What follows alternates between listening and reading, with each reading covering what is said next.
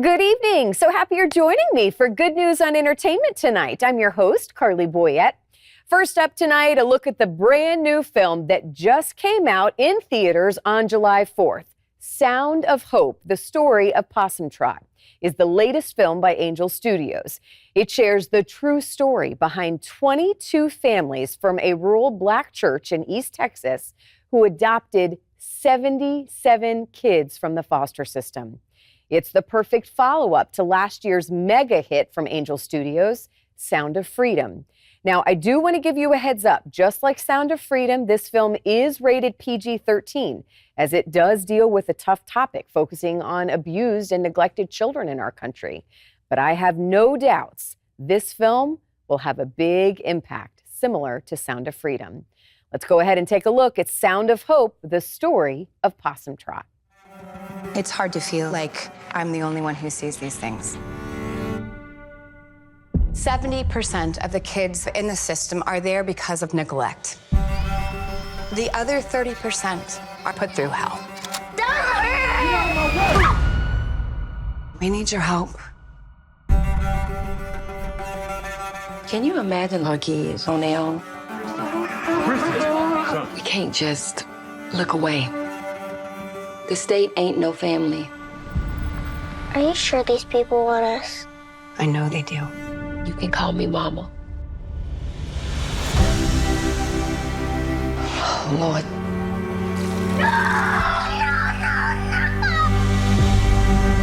If we can't wrap our arms around the most vulnerable, then what do we have? Noise! And the children can't take the noise anymore. This is something that we must do. 22 families want to adopt. Whole town wants kids now. That's about right. What's happening with Possum Trot could mean a huge change for the system. We want the ones that nobody else won't. Who hurt you, baby? I'm not giving up on you. You can't give up on me either. What we gonna do? Everybody's falling apart. I'm doing the best I can. The real world hits hard. I don't want to be here. I can't give him back. We gotta work on this together.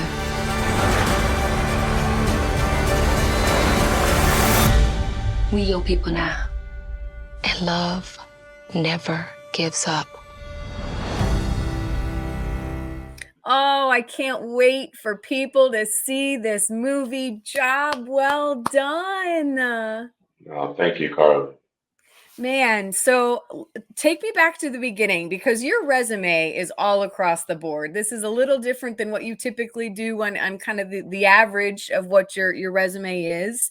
When you saw this script, when you maybe met the Martins, the family, I mean, what was it that you said, yeah, I want to take on this role and this story in this film?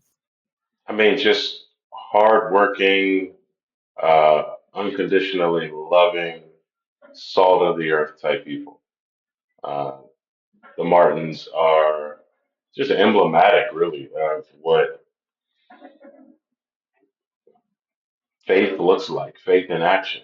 Uh, this is a couple who banded together in a small East Texas community, and their church had been a chapel and banded 22 families to adopt 77 children.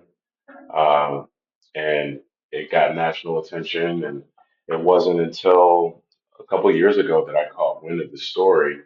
And when I did, to be quite honest, I don't know if I dismissed it, but I was just sort of like, wow, this is powerful. And I had no idea that I would have the opportunity, a year or two later to portray Bishop W.C. Martin. But that was just my, So you did hear the but that was just story my, before it was presented to you to yeah, actually I be think a part of? I saw something. I saw, like, once I got a sort of a press kit in my preparation process, I had remembered seeing, I don't know if it was a TBN thing or if it was it was a Christian network, Christian network outlet that they were featured on, and it was like, oh yeah, I remember seeing this, and so it was definitely a just an extremely refreshing opportunity. Like we were talking about earlier before the interview started. I've done shows like Fear of the Walking Dead and big action movies like Rampage and you know uh, urban classics like Straight Outta Compton. But this movie is a special, special movie that holds a very significant place in my heart. The Orphan Crisis is a big deal, and now being a part of this film, I've been able to learn more about it, speak more about it, and hopefully do more about Well, and you're a dad. I mean, did this impact, it. your kind of role in that and how you look at fatherhood and how we look at children in the United States? I mean, I can't imagine that it wouldn't. Yes, it's interesting you say that. I am a dad. I've been a dad for almost 12 years, and you always feel like your cup is full as a parent. And but this movie, in a good way, is kind of not convicting. That's a hard word, but It it's is. I like mean, I think that's it fair. shakes you up in the best way. You're like, oh, is there more I can do? Maybe right now my kids are very young. I'm like, I don't know if it's in our immediate plans to adopt, but I did. I had a relative who passed away very young, and his son is very close and near and dear to me. And my wife and I had talked about adopting him, but fortunately, his mother got remarried, and his grandmother stepped in, and so they live in South Carolina. But that was about the closest that I personally had gotten to the idea of adoption um, before the process of making this film began. But I think, and I said this earlier, I think that adoption is kind of the North Star of it all. But there's a lot of other ways to affect the orphan crisis in a positive way and to invest in young people's lives, whether that look like coaching or mentorship, um, volunteerism, uh, and just giving back in those ways can also dramatically uh, help kids who are not as fortunate as some of us to have parents. What I loved about this movie is because when it first started, sometimes your assumption may be, oh, this is a faith-based movie. Here's a church that adopted children. They're going to show that they adopted the children, and then it's a nice, happy ending. It's not. I mean, this digs in deep It to does. some of those questions of why people or the hesitations of why people don't get involved. And it flushes that out and it shows it in real time about their struggles. And yet there is still hope at the end of it. But I appreciate that they do that. This isn't sugarcoating anything. No, it's not a blue sky drama, as they say.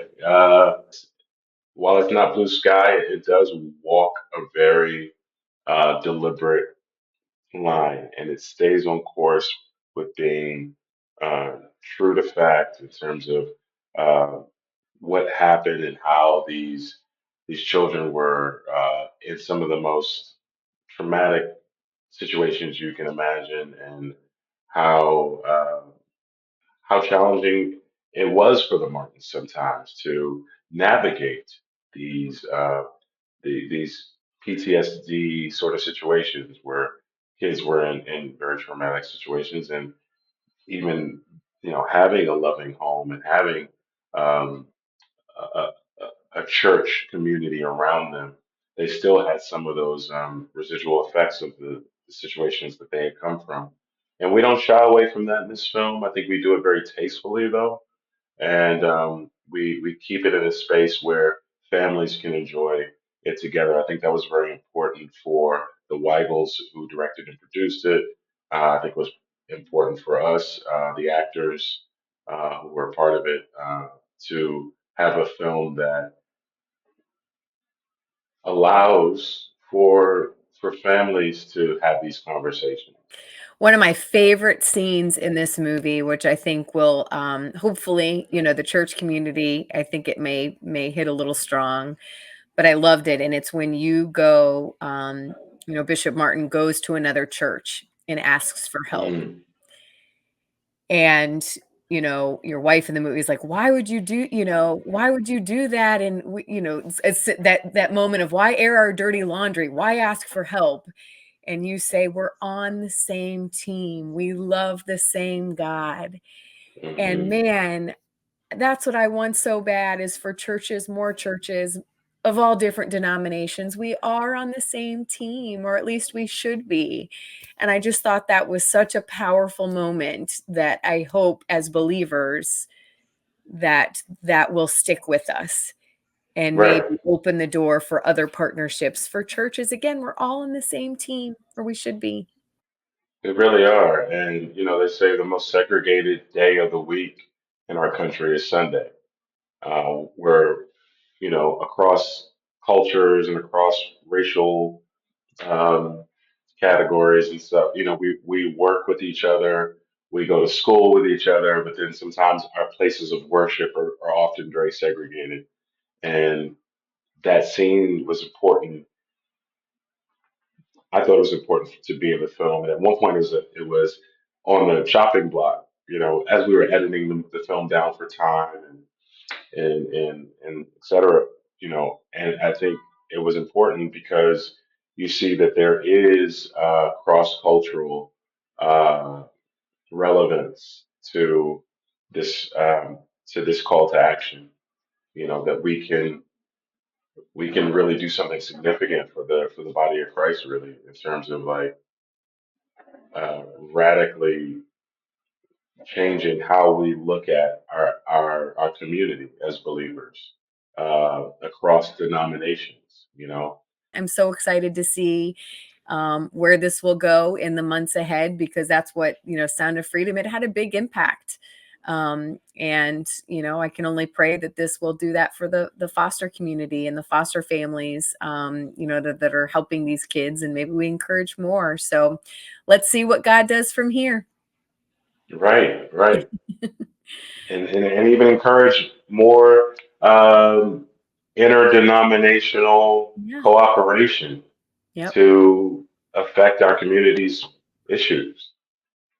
This isn't a Lutheran problem. This isn't an Episcopalian problem. It's not a Baptist problem. It's not a.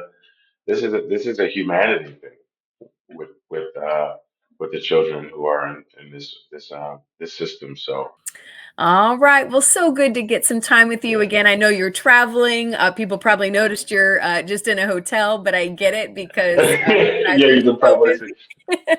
We're in Atlanta now. There's a screening premiere um, this weekend, and then we're off to Center, Texas, where we will screen the film for the community of Possum Trot and some of the people who were there when we shot some of the movie. Man, well, buckle up. I know that's going to be a wild ride and probably an Yeah, emotional one. And yeah, we're again, looking just job forward to well it. done, and keep it going. We want to see you more in these types of in films and movies. So when they come your way, Yeah, make sure you give them a good, hard, long look. that's right. Thank you, Carlin. Again, this film is in theaters now. Go to angel.com to find a theater near you. Okay, now on to a power couple in the faith-based entertainment industry. I am so excited to finally bring you my conversation with Cameron and BJ Arnett. Cameron is an award-winning actor in television, film, and theater, and is also an author, speaker, film director, producer, and voiceover artist. His wife, BJ, is just as talented with roles as actress, speaker, professor, and producer. And come August, you're going to see both of them in the highly anticipated film, The Forge. They both have amazing testimonies, and I got a chance to sit down with them recently at this year's Christian Media Conference in Nashville, or NRB as we call it, to hear more about their decision to pick Christ over their careers. So again, a lot to start, but I just want to first get your perspective on, again, because I've kind of only been stepping into this role of really promoting faith-based entertainment, movies, and TV for the last year. You guys have been at it a little longer. And I just want to first start there with, because from my perspective, stepping in at this moment in time, it seems to be a real surge in excitement and just a new level of what God is doing in the entertainment industry. And again, I don't know if that's just because I just am now really seeing it because I'm stepping into this role, but tell me both kind of what you're seeing from your perspective. Yeah, God brought us back into this thing maybe about 10 years ago, and we've seen not only the secular arena follow us all the way from LA to Atlanta, where we are now, but we've seen God just break through in this whole faith-based space, because he's really taking it over. And you're watching, there's a level of filmmakers that people know, but the underbelly, there's so many great filmmakers and people that are coming up that God hasn't even revealed yet. And when he does, it's just going to be like a tsunami that hits the world. And so we're all a part of that. And we're so grateful because we've been in the secular realm and we thought that was something that, we were supposed to do. And when it, wanted to eat us up and throw us out, God knew that he was kind of hiding us, preparing us even in the Egypt of our lives. And now we're watching this surge happen and it makes total sense. And you're listening to God. And it's almost like now we're getting into the place where we are in cahoots with him because we're in agreement and we're hearing and we're saying yes. And we're seeing the answer to the surrender that we didn't know was going to be this impactful. And it's magnificent. It is magnificent. When we think about where we've come from to where we are now and seeing people rise up in the process. We, like my husband said, we've been 10 years now in this space and we've seen God do amazing things. God had us behind the pulpit as pastors before this. And, so then we're raising up people in that way. But then he said, I have a new thing for you to do. And this man did not want to leave pastor. He said, I love being at the pulpit and giving God's word. But we neither of us had any idea that God was moving us to a place to give his word to millions and millions. So my next question then, because this is a tough one, and again, I never want anything that I promote, whether it's a book or a movie or film, and I know you guys are going to feel the same, to replace the church, to replace, scripture. But do you look at this as a form of ministry? Absolutely. Absolutely. The mantra, if you would, of our company is many hats, one mind. We do many things, but only one mind governs it, the mind of Christ. And so God is involved in everything, in every aspect of life. It's the religious aspect of our thought, wrong doctrine, that makes us separate ourselves from everything that has anything to do with anything. And so what he's sending us out back into is to be impactful in the marketplace. Everywhere that man is, God is supposed to be and wants to take over, because he's in love with his creation. He's in love with his people. And the only way for him to get to them is to have people that are non-religious, that are Christ-centered, that are willing to go out in the muck and mire of life and be a part of the world, but infusing Christ into the world as opposed to being overwhelmed by it.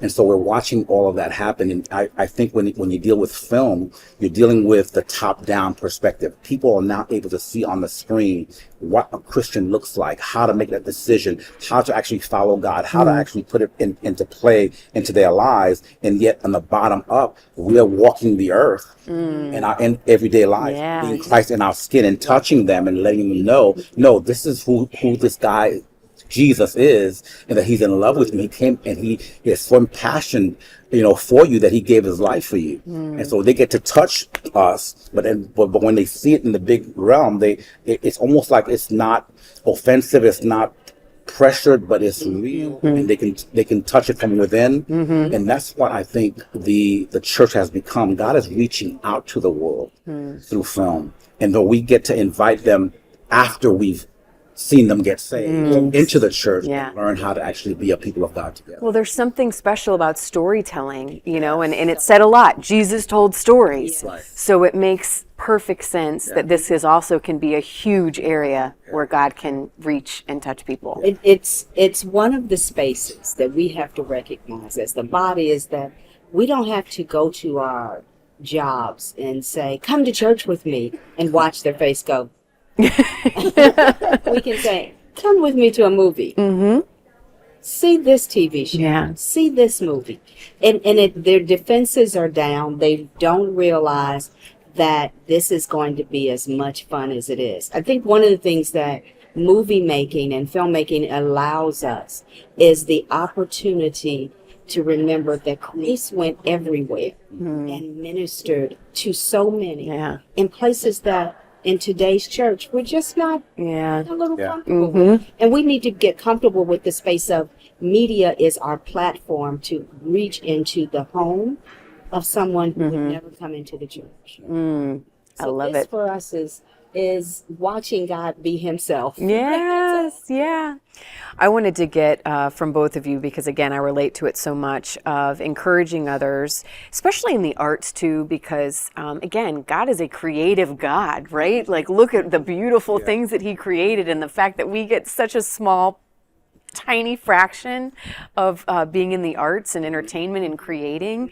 But when you get to that place where you surrender those gifts and those talents to say, Lord, how do you want me to use those to glorify you?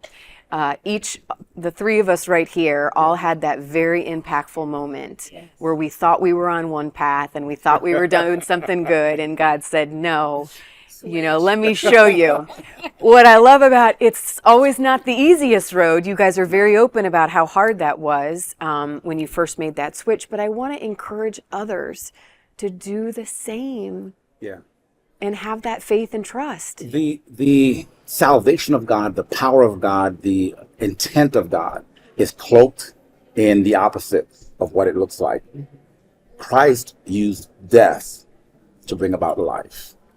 The very power that Satan thought he had, that's what he used. Like, what else you got? In order to bring out life. Yeah. And so what happens is that it's the opposites that we have to understand. Whenever God wants to take you north, he'll tell you to go south. Whenever he wants to actually give you that life, he'll cause a death to the life that you actually put together in order for him to actually give true life. And I know for all of us, for me, my thing was I was in Hollywood doing movie of the weeks and episodics and moved all that kind of stuff, and it was going well. I mean, I ended up at the time in Toronto doing a movie of the week, and my manager calls me and said, "Hey, they want you for this role." And I go back, go back to L.A. and I get the role of my name starring, Cameron and Arnett, blah blah blah blah, all the big money, and I'm about to sign, and they call and say, "Oh, by the way, we want Cameron to do partial body nudity." By that time, I'm a Christian. I'm like, I can't do that. And he said, well, you know what? He doesn't have to do that. He can go ahead and just do the acting, and we'll give him a body double. So I'm like, we're ready to sign again. And the tap of God hits me on the shoulder and said, you have to shun even the appearance of evil.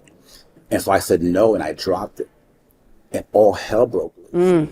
Lost everyone and everything. It looked like I had lost life. I didn't know who I was, what I was. This was, if you would have told me that I wasn't going to be a star, I would say you lost your mind. And so God took all of that away, and I didn't realize that he was really having me sow it as a seed for what he's doing today. After being in this now on the Christian side for 10 years, 40-something films later, 6 or 7 different television series later, producing, directing, and you're like shaking your head like, God, you got to be kidding me. Okay? And I think people need to understand the blessed I have come to give you life and have it more abundantly is on the other side of obedience. That obedience looks like death. Yeah. Like you're going to lose it all. Yeah. And you come from a news background, which me and you share that as well. And I had a really hard time. I want to, maybe with you can speak on identity, because our identity, all of us can relate to, whether it be our job or as our, role as being a mom or whatever the case may be, our identity can't be anything other than being a son or daughter of Christ. But it's hard in these positions that we give up sometimes. It is hard, especially when you don't have someone to call or to connect with to say, hey, how did you do it? At the time that I was at NBC in Atlanta, there was no one for me to call and say, hey, I remember being at the news desk, and I was new to being an anchor at the noon news. And I'm doing a story about Boca Raton, Florida. I remember it well. And there had been I'm from Florida, by the way. There's always a tie, some crazy tie to Florida. We just claim that. There was this incredible catastrophe of dead bodies are going across the footage, right? So here's the footage right here. I'm here, and IFB is in my ear, and my director is giving me instruction to hone in on what I see here, which are dead bodies. And as I'm reading the teleprompter, a tear rolls down my face. Ratings went through the roof. And I left that spot and went to my news director and said, this is not what I'm supposed to do. I'm supposed to make people happy. He said, you're going to have to go upstairs to the top guy and tell him, because this is what he wants you to do. I went upstairs and I said, I'm the woman who's supposed to, I said, I'm the girl who's supposed to make people happy. He said, and you do. What do you want to do? Now, who knew that if I just stood my ground and said, this is not what I'm supposed to do. God knew. Yeah. But I had to be okay with and bold enough to go upstairs. And you know what upstairs is? Yep, I sure do. Upstairs. Say to him, I'm going to be your news girl. He said, what do you want to do? And I said, I want to make people happy. He said, you're great at that. Here's entertainment, here's fashion, here's art and culture. That's what you cover. And that's what I did. You talk about a shift. So, I'd be in the grocery store and somebody would say, I just love the story you just did. You just made me so happy today. Yeah. And that was the way that I was able to move and change. And then when this man on the show that I was co-hosting, he asked me to. And that was like, okay, I'm good now. Yeah. Well, and I wish we had time to go over y'all's love story and what God has done there. That's going to be a separate time, a separate show later. But I am just so excited about how God has used both of you in this entertainment space. Real quickly, as we wrap up here, talk about, because we didn't talk a whole lot about The Forge. We're going to do that later when it comes out to the release dates. There's so many. We got 47 Days with Jesus as well. I mean, there's just so much that y'all are working on. But where can people follow along and make sure that they are kind of up to date, other than Good News on Entertainment, when I try to tell everybody what's coming up? Well, they can go ahead and go to CameronArnett.com and also BJArnett.com and find out everything that we're involved in. And of course, for the film, theforgemovie.com. Get your tickets. Opening weekend is the most important thing. So be there. Yes. Oh, well, what a joy, and just really a real pleasure to sit down with you guys finally. So congratulations. Thank you. Yes. Oh, you're going to love them in The Forge. I can't wait for the release of that film. But in the meantime, remember, go see and support Sound of Hope, which is in theaters right now. I hope you enjoyed tonight's show. Again, I'm Carley Boyette, and I look forward to seeing you next week right here on your Christian television network.